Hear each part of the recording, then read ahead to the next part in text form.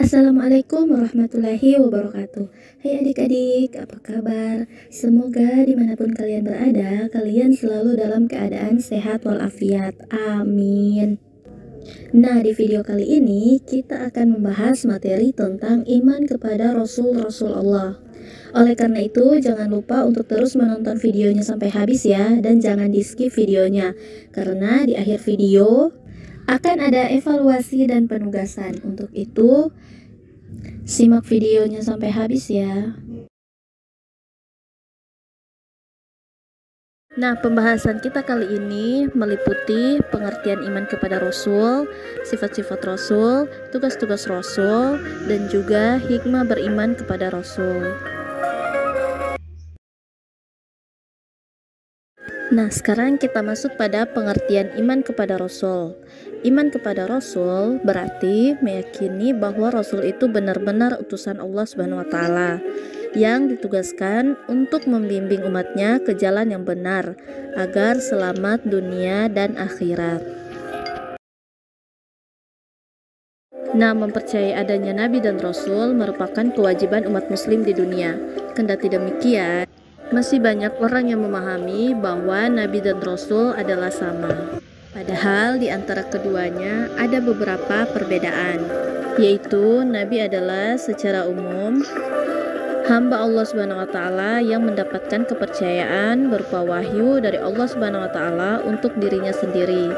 Sedangkan Rasul adalah seseorang yang diberi wahyu dan kepercayaan oleh Allah Subhanahu wa Ta'ala yang kemudian diamalkan dan berkewajiban menyampaikan wahyu kepada umatnya.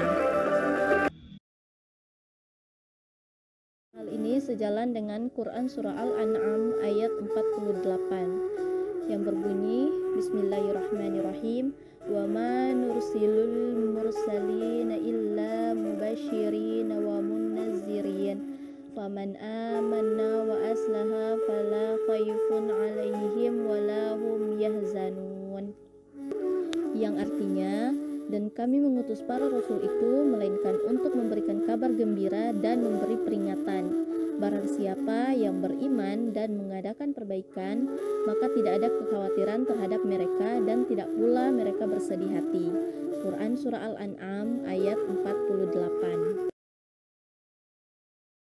Dalil nakli yang kedua yaitu tentang beriman kepada Rasulullah itu terdapat di dalam Quran Surah An-Nisa ayat 136 yang berbunyi, A'udzubillahi minasyaitonirrajim, Bismillahirrahmanirrahim, Ya ayyuhalladzina amanu wa aminu billahi wa rasulihi wal kitabilladzi nazala ala rasulihi wal kitabilladzi anzala min qablu wa man yakfur billahi wa malaikatihi wa kutubihi wa rusulihi wal yaumil akhiri faqad dhalalan ba'idan. Artinya, wahai orang-orang yang beriman, tetaplah beriman kepada Allah dan Rasulnya Muhammad dan kepada kitab Al-Quran yang diturunkan kepada Rasulnya serta kitab yang diturunkan sebelumnya. Barang siapa ingkar kepada Allah, malaikat-malaikatnya, kitab-kitabnya, rasul-rasulnya, dan hari kemudian, maka sesungguhnya orang itu telah tersesat sangat jauh. Quran Surah An-Nisa ayat 136. Nah, untuk jumlah Nabi dan Rasul, menurut Imam Ahmad, jumlah Nabi sebanyak 124.000 orang, sedangkan jumlah Rasul sebanyak 135 orang. Nah, dari jumlah Nabi dan Rasul tadi, terdapat 25 Nabi dan Rasul yang disebutkan dalam Al-Quran dan hadis yang wajib kita percayai. Dan dari 25 nabi tersebut terdapat 5 nabi yang mempunyai sifat ulul azmi, yaitu yang mempunyai keteguhan hati, sangat mengagumkan, tabah luar biasa, ketabahannya tidak terbatas meski mereka mendapatkan berbagai macam ujian dari Allah Subhanahu wa Ta'ala. Kelima nabi tersebut ialah Nabi Nuh alaihissalam, Nabi Ibrahim alaihissalam, Nabi Musa alaihissalam, Nabi Isa alaihissalam, Nabi Muhammad sallallahu alaihi wasallam.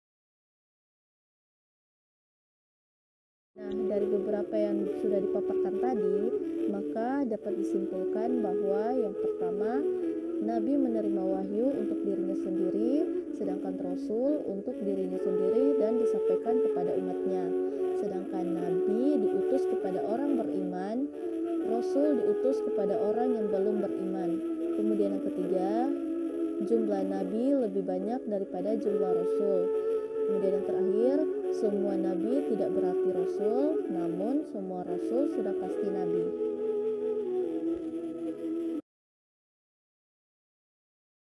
Rasul sebagai utusan Allah Subhanahu wa taala memiliki sifat-sifat yang melekat pada dirinya. Sifat-sifat ini sebagai bentuk kebenaran para rasul. Sifat tersebut terbagi pada 3 kategori. Yang pertama, sifat wajib, yaitu sifat yang pasti ada pada setiap para rasul. Tidak disebut seorang rasul jika tidak memiliki sifat-sifat ini. Yang kedua, sifat mustahil, yaitu sifat yang tidak mungkin ada pada seorang rasul. Sifat mustahil ini adalah lawan kata dari sifat wajib. Dan yang terakhir yaitu sifat jaiz. Nah, sifat jaiz yaitu rasul memiliki sifat yang sebagaimana manusia biasa. Nah, sekarang kita masuk pada sifat wajibnya Rasul. Sifat wajibnya Rasul terbagi atas 4 bagian, yaitu yang pertama, asidik, yaitu selalu berkata benar, tidak pernah berdusta dalam keadaan apapun. Yang kedua, al-amanah, yang artinya seorang Rasul selalu menjaga dan menyampaikan amanah yang dipikulkan ke pundaknya. Yang ketiga, at-tabligh, yaitu seorang rasul akan menyampaikan apa saja yang diperintahkan oleh Allah Subhanahu wa taala untuk disampaikan kepada umatnya. Kemudian yang keempat, al-fatonah, yaitu rasul memiliki kecerdasan yang tinggi. Salah satu contohnya ketika terjadi perselisihan di antara kabilah Mekah dalam peletakan Hajar Aswad di atas Ka'bah. Masing-masing kelompok dari mereka merasa berhak meletakkan batu suci tersebut, hingga datanglah Rasul memberikan jalan tengah di antara mereka. Beliau kemudian meletakkan batu itu di atas sorbannya. Lalu ia meminta masing-masing perwakilan para kabilah Ka'bah untuk memegang ujung sorbannya. Akhirnya batu tersebut berhasil diletakkan di atas Ka'bah oleh masing-masing kabilah secara adil. Sekarang kita masuk pada sifat-sifat mustahil para rasul. Sifat mustahil adalah sifat yang tidak mungkin ada pada seorang rasul. Sifat mustahil ini adalah lawan dari sifat wajib, dan ini terbagi atas 4 bagian. Yang pertama, al-hisib atau bohong, yaitu tidak akan mungkin seorang rasul itu berbohong atau berkata dusta. Kemudian yang kedua, al-khiyana atau khianat, yaitu mustahil seorang rasul itu berkhianat. Semua yang diamanatkan kepadanya pasti akan ia laksanakan. Kemudian yang ketiga, al-khidmat, yaitu mustahil seorang rasul itu menyembunyikan kebenaran. Setiap firman yang ia terima dari Allah Subhanahu wa taala pasti akan ia sampaikan kepada umatnya. Kemudian yang keempat, yang terakhir, al-baladah atau bodoh, yaitu mustahil seorang rasul itu bodoh. Meskipun Rasulullah SAW tidak bisa membaca dan menulis, tetapi ia adalah orang yang sangat pandai.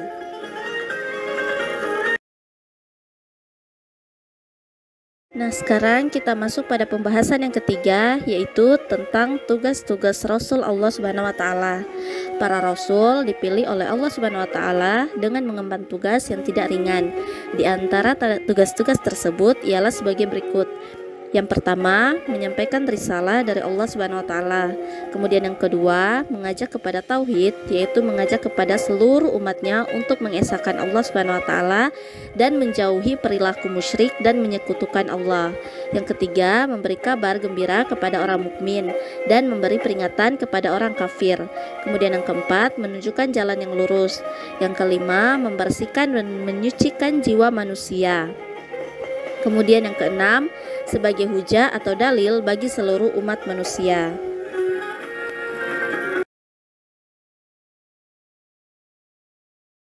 Sekarang kita masuk pada pembahasan yang terakhir, yaitu hikmah beriman kepada Rasul Allah Subhanahu wa taala.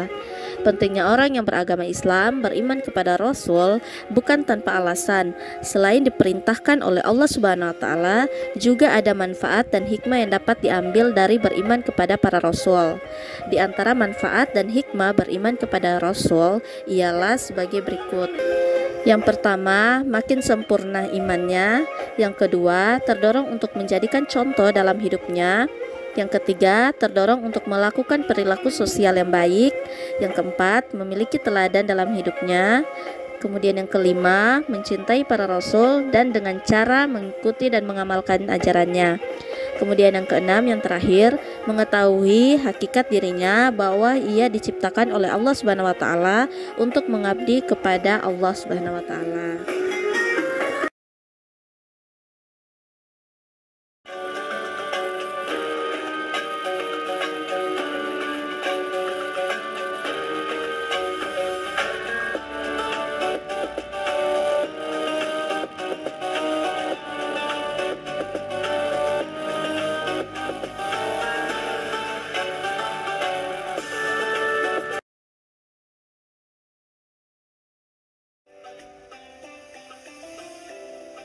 Baiklah, sampai di sini dulu pembahasan kita kali ini. Semoga apa yang kita bahas pada materi kali ini dapat bermanfaat untuk kita semua. Dan jangan lupa tetap jaga kesehatan dimanapun kalian berada. Jazakumullahu khairan katsir. Wassalamualaikum warahmatullahi wabarakatuh.